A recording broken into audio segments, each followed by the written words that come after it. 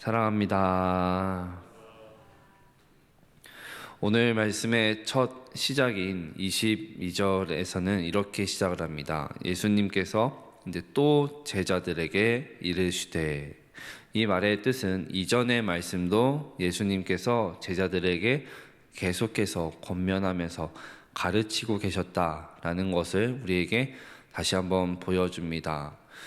생각해 볼 것이 예수님의 제자로 이 땅에 살아간다라는 것은 무엇일까요? 우리가 이 세상을 바라보고 이 세상에 발을 딛고 육신을 갖고 살아가지만 눈에 보이는 세상을 전부라고 생각하면서 또 의지하며 의식하며 살아가는 것이 아니라 이 땅에 발을 딛고 살아가지만 눈에 보이지 않으시는 그 하나님을 더 의지하고 의식하며 바라보며 살아가는 것, 그렇게 살아가는 것이 바로 예수님의 제자다움의 모습이고 삶인 줄 믿습니다.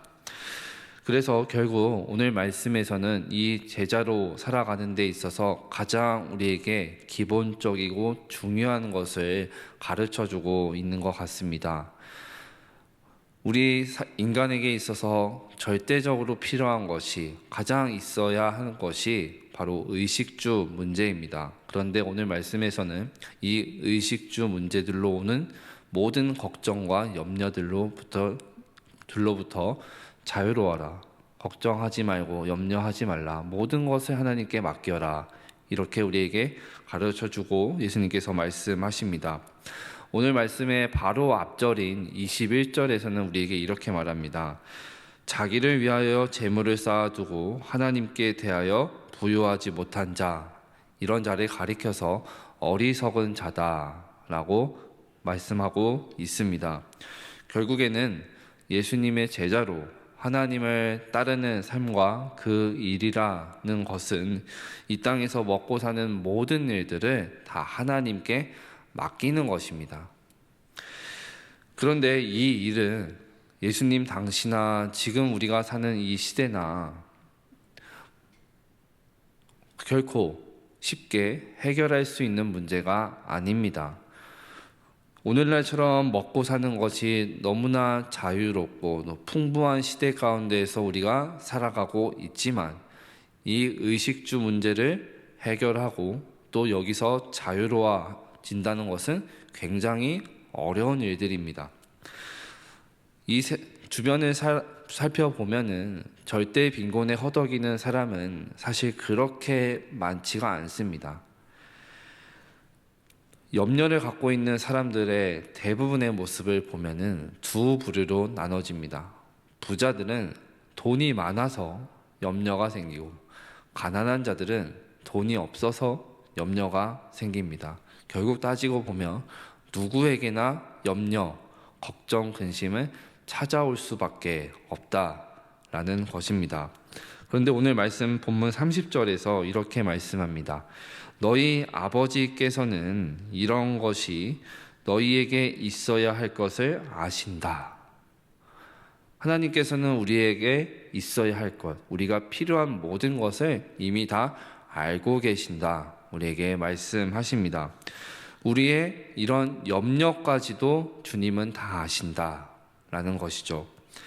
주변의 모습을 보면서, 이 일상사를 보면서 예를 잘 들어주시는 우리 예수님께서 24절과 28절까지 눈앞에 보이는 작은 자연 현상들을 통해서 우리에게 비유로 말씀을 가르쳐주고 계십니다.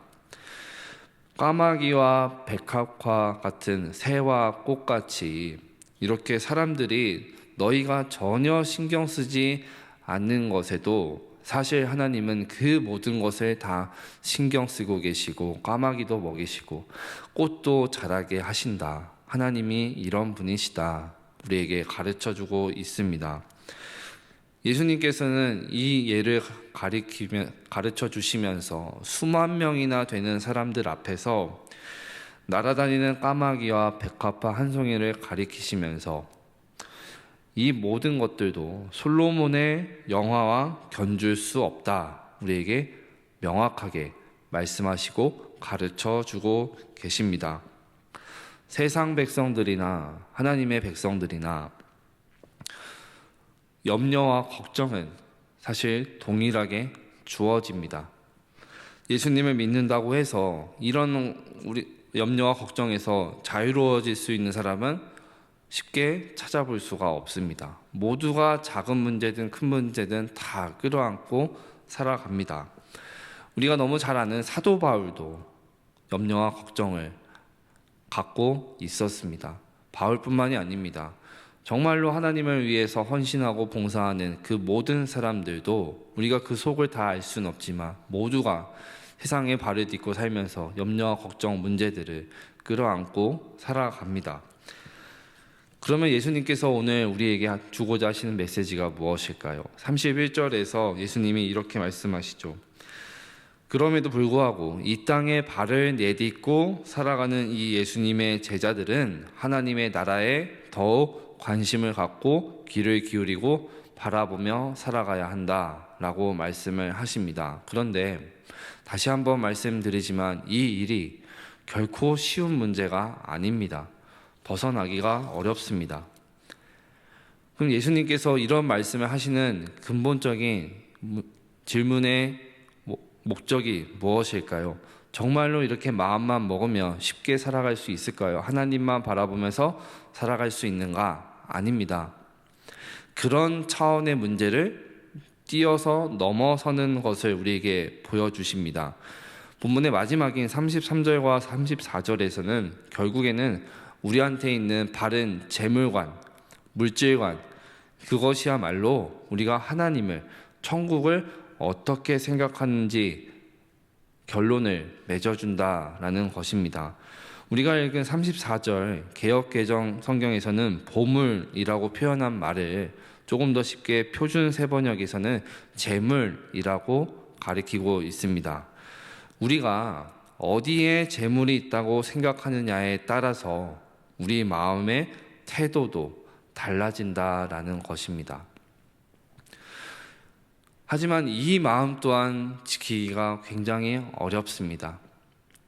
너무나 잘 압니다. 머리로는 압니다. 걱정하지 말고 염려하지 말고 하나님만 신뢰하며 맡기며 살아가야 한다. 너무나 잘 알지만 이 마음 또한 순식간에 우리 마음 가운데 걱정과 염려되는 상황이 찾아오면 무너지기 쉽습니다.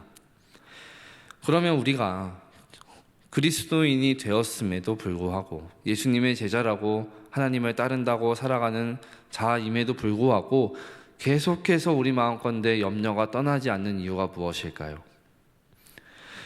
이 염려라는 단어는 성경에서 보면 원래의 의미로 마음이 나뉘어지다 라는 뜻을 담고 있습니다. 그렇습니다. 염려를 하면은 마음이 둘로 나뉘어지기 때문에 하나님을 바라보고 있는 순간에도 염려가 찾아오면 둘로 나뉘어져서 하나님만 온전히 바라보지 못하게 되는 것입니다. 그런데 이렇게 우리의 마음을 나뉘게 하는 일을 누가 할까요? 우리 스스로 할까요? 물론 우리 스스로 하는 일도 종종 있습니다. 그러나 이 염려의 배후에는, 걱정과 근심 배후에는 사단이 자리를 잡고 있습니다. 우리가 염려하지 않고 하고 싶지 않아도 항상 염려를 하게 되는 것은 사단이 그 틈을 비집고 들어와서 우리 마음을 흔들기 때문입니다. 우는 사자가 두루 삼키며 삼킬 자를 찾듯이 우리를 조금만 틈만 보여도 그 틈을 비집고 들어와서 우리를 공격하고 우리의 마음을 어지럽게 만들어 버립니다. 그렇기 때문에 우리가 늘 깨어서 있지 않으면, 늘 깨어서 하나님을 바라보고 기도하지 않으면 순식간에 우리도 공격을 받아서 나도 모르게 염려를 하고 있고 걱정하고 있는 내 모습을 보게 됩니다. 염려의 배후에는 늘 사단이 자리를 잡고 있습니다. 이 사실을 반드시 인지하시고 늘 깨어서 기도하며 하나님만 바라봅니다 라는 마음으로 세상을 살아갈 때 우리는 마음이 둘로 나뉘어지는 일에서 승리하게 될 줄 믿습니다. 말씀을 정리하겠습니다. 우리의 앞날은 지금까지의 삶도 하나님께서 지키시고 보호하셨듯이 남은 우리의 여생도 하나님의 손에 달려 있는 줄 믿습니다. 그러니 우리의 모든 것 되시는 이 하나님 아버지께 다시 한번 우리의 마음을 다 내어드리면서 우리의 마음이 심지어는 염려로 둘로 나뉘어지는 이 연약함까지도 하나님께 내어드리면서 하나님께 모든 것 맡기며 하나님만 온전히 바라보며 나아가는 저와 성도님들의 삶이 되었으면 좋겠습니다. 그리하여서 정말로 하나님을 바라보고 하나님만 믿으면서 살아갈 때 하나님을 믿으면서 하나님이 없는 자처럼 살아가는 모습이 아니라 나는 하나님만 온전히 바라보며 내 모든 것 내어드리며 맡기며 살아갑니다 라는 결단과 이 신앙의 고백으로 살아가는 우리의 삶이 되었으면 좋겠습니다.